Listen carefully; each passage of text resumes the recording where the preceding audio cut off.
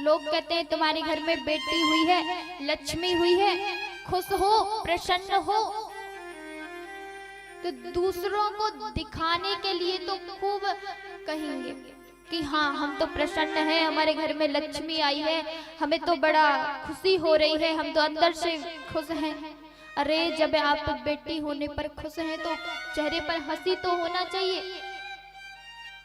जब लड़की होती है तो कोई भी उत्सव नहीं होता, कुछ नहीं होता। लड़का होता है तो घर में बैंड बाजे बजने लगते हैं, डीजे बजने लगते हैं। कहा कभी भी लड़का और लड़की में भेदभाव नहीं करना चाहिए। स्त्री की शिक्षा पर कभी भी रोक नहीं लगानी चाहिए। यदि पढ़ने के लिए, शिक्षा प्राप्त करने के लिए बालक बालिकाओं को बाहर जाना पड़ता है तो लोग अपने बेटे को तो बाहर भेज देंगे लेकिन लड़की को बाहर नहीं भेजते। कहा कि लड़की है, लड़की बाहर नहीं जा सकती।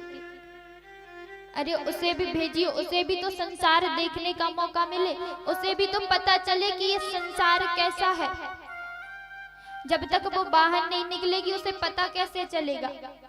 क्या स्त्री का जीवन सिर्फ इसीलिए है कि जब वो जन्म ले तो अपने माता पिता के अधीन रहे, विवाह हो तो अपने पति के अधीन रहे, और वृद्ध हो जाए तो अपने पुत्र के अधीन रहे और अंत में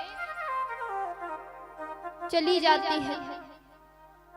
कहा सबको एक सा सम्मान मिलना चाहिए, चाहे लड़का हो लड़की हो, सब। लड़का है तो भी आपका है, लड़की है तो भी आपकी है, सब तो आपका ही है, उसे भी आपने ही जन्म दिया है। यदि स्त्री को शिक्षा में रोक ना लगाई जाए तो कहा किसी भी चीज में आज की लड़कियां किसी से कम नहीं है, हर चीज में उन्नति प्राप्त करती हैं, हर चीज में आगे रहती हैं।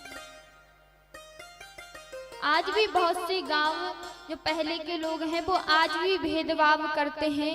यदि लड़की होती है तो उसे कोख में ही मरवा देते हैं। लेकिन आजकल तो ये नियम लागू हो गया है, ये नियम लग गया है कि हॉस्पिटल में बताया नहीं जाता है कि लड़का है या लड़की है, लेकिन लोग फिर भी रिश्वत दे के पता करवाते हैं और कोख में ही लड़की को मार देते हैं। और कहा बेटी को, उस लड़की को मारने वाला और कोई नहीं होता बल्कि उसकी खुद के माँ और बाप होते हैं। क्यों?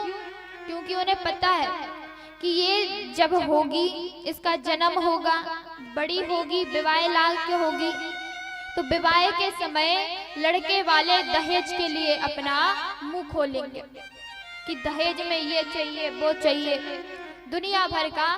इसलिए बोला जन्म लेने से पहले ही लड़की को मरवाने की सोचने लगते हैं। ये बात बहुत गलत है। अरे जब इस दुनिया में स्त्री नहीं रहेगी तो ये दुनिया चलेगी कैसे?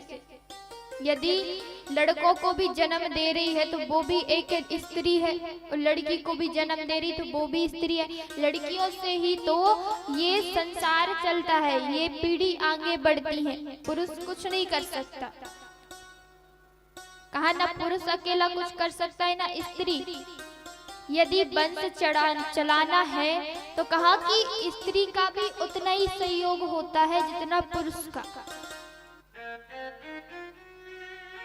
यदि हमें कोई स्त्री ने जन्म ना दिया होता तो क्या हम आज यहाँ पर होते, इस धरा पर, इस भूमि पर होते?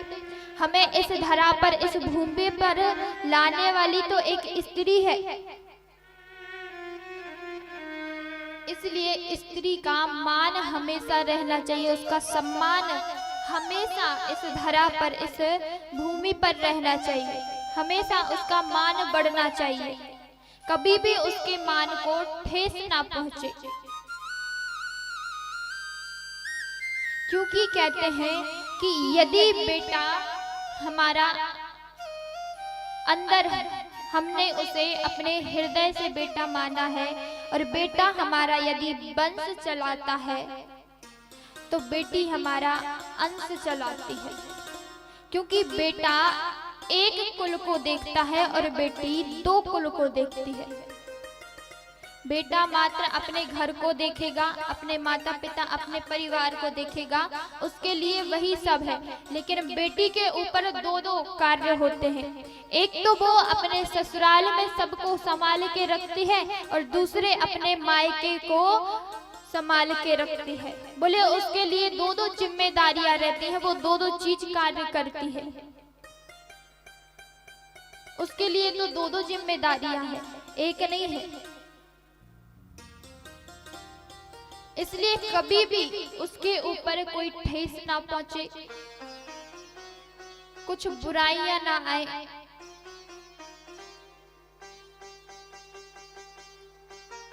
और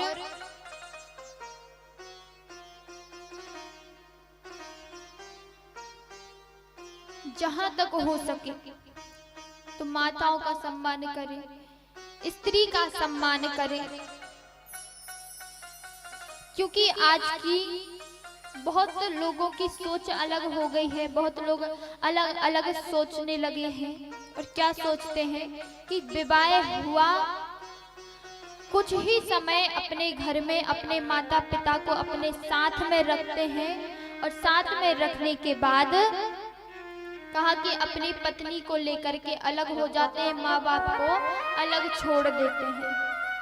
ये बहुत ही ज्यादा गलत है।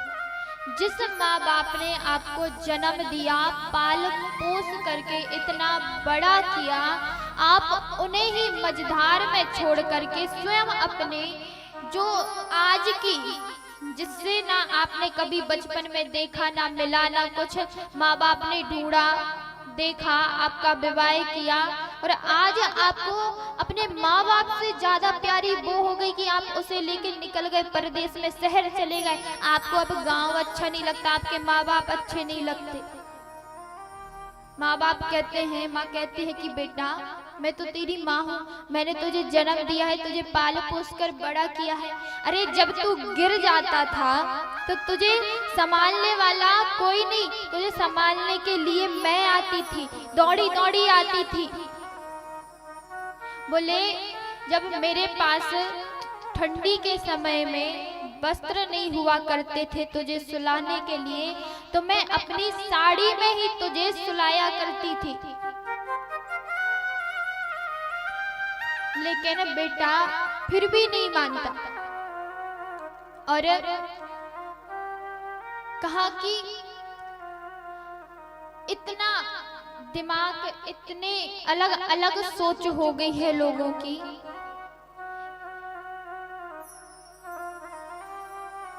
कि अपने दिमाग में इतना बुरा सोच के रखा है कि अपनी माता पिता को लोग, आज की न्यू पीढ़ी जो नए जमाने के लोग हैं, मानने को भी तैयार हो जाते हैं।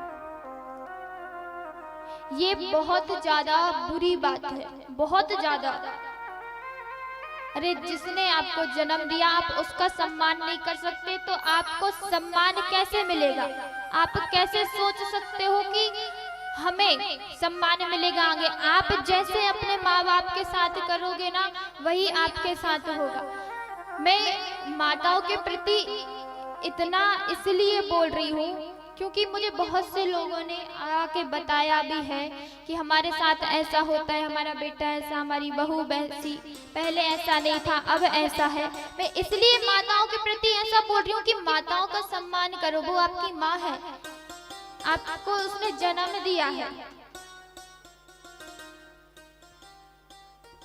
उसने आपको पाल पोस कर बड़ा किया है।